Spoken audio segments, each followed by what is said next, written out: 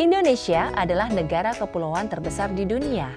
Luas daratannya mencapai lebih dari 187 juta hektar, dengan luas hutan mencapai 94 juta hektar. Sebagai negara berkembang dengan populasi penduduk terbesar keempat di dunia, kebutuhan terhadap lahan semakin tinggi. Salah satu akibatnya adalah terjadi dinamika penutupan lahan, yaitu dari berhutan menjadi tidak berhutan, dan begitu juga sebaliknya. Kondisi yang dinamis tersebut harus dikendalikan agar hutan Indonesia tetap terjaga sampai anak cucu kita nanti. Lalu, apa yang harus kita lakukan? Kita harus mengelola hutan dengan baik, efektif, dan efisien, yaitu dengan perencanaan, pengelolaan, pemantauan, dan pengawasan. Untuk itulah, Kementerian Lingkungan Hidup dan Kehutanan telah membangun suatu sistem yang menyediakan informasi yang akurat, transparan, terintegrasi, dan terkini untuk mendukung pengambilan kebijakan yang tepat yang dikenal dengan Sistem Monitoring Hutan Nasional atau SIMONTANA. Sebuah sistem berbasis penginderaan jauh dan terestris untuk menyajikan data dan informasi spasial. Sistem ini memberikan informasi tentang sumber daya hutan, yaitu potensi hutan, penutupan hutan dan perubahannya, kawasan hutan, perlindungan, pemanfaatan, dan penggunaan kawasan hutan. Oke, sebelum kita bahas lebih lanjut, apakah kalian tahu perbedaan antara hutan dan kawasan hutan? Kawasan hutan adalah wilayah tertentu yang ditetapkan oleh pemerintah untuk dipertahankan keberadaannya sebagai hutan tetap.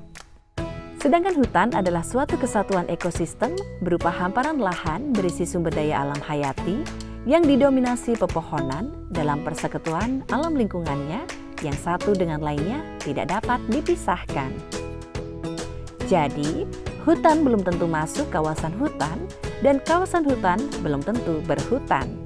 Saat ini, dari luas kawasan hutan 120 juta hektar yang bertutupan hutan adalah seluas 86 juta hektar. Sedangkan hutan di luar kawasan hutan masih seluas 8 juta hektar. SIMONTANA dengan metode penginderaan jauh menghasilkan data penutupan lahan yang diproduksi dengan melibatkan beberapa pihak, yaitu Lembaga Penerbangan dan Antariksa Nasional dan Badan Informasi Geospasial. 8. Menyediakan data citra satelit. Dan BIG menyediakan peta dasar yang menjadi acuan dalam penafsiran citra satelit. Balai Pemantapan Kawasan Hutan atau BPKH sebagai unit pelaksana teknis KLHK di daerah bertugas melakukan penafsiran data citra satelit dan cek lapangan untuk memastikan kebenarannya. Kemudian, kontrol kualitasnya dilakukan oleh Direktorat Inventarisasi dan Pemantauan Sumber Daya Hutan atau DIT-IPSDH. Hasilnya berupa peta penutupan lahan sebanyak 23 kelas, yaitu hutan lahan kering primer, hutan lahan kering sekunder, hutan mangrove primer, hutan rawa primer, hutan mangrove sekunder, hutan rawa sekunder, hutan tanaman,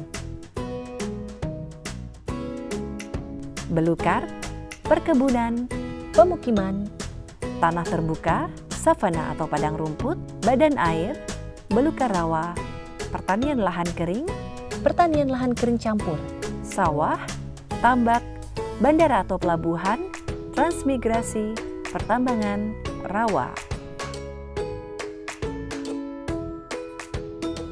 Pemantauan penutupan lahan ini sudah dilakukan sejak tahun 1990. Pada awalnya, dibuat dengan periode 6 hingga 3 tahunan karena teknologi dan data masih terbatas dan mahal.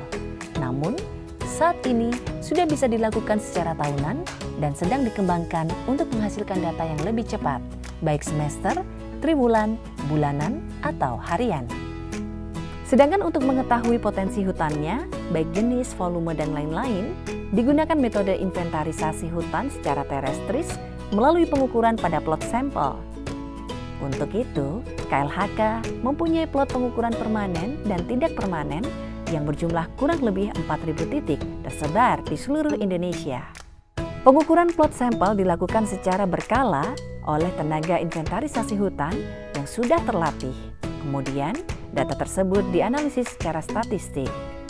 Sebagai contoh, Potensi hutan lahan kering primer di Indonesia 164 meter kubik per hektar. Sedangkan pada hutan lahan kering sekunder sebesar 124 meter kubik per hektar. Data Simontana digunakan sebagai dasar untuk mengambil kebijakan yang terintegrasi, antara lain rekalkulasi penutupan lahan, perhitungan deforestasi, inventarisasi hutan dan lahan, inventarisasi gas rumah kaca, Forest Reference Emission Level, Indeks Kualitas Lingkungan Hidup, Program Nasional Tanah Objek Reforma Agraria, Arahan Pemanfaatan Hutan, Emisi Kebakaran, Lahan Kritis, Kajian Lingkungan Hidup Strategis, Penelitian, dan lain-lain. Informasi lebih lanjut silakan akses web berikut.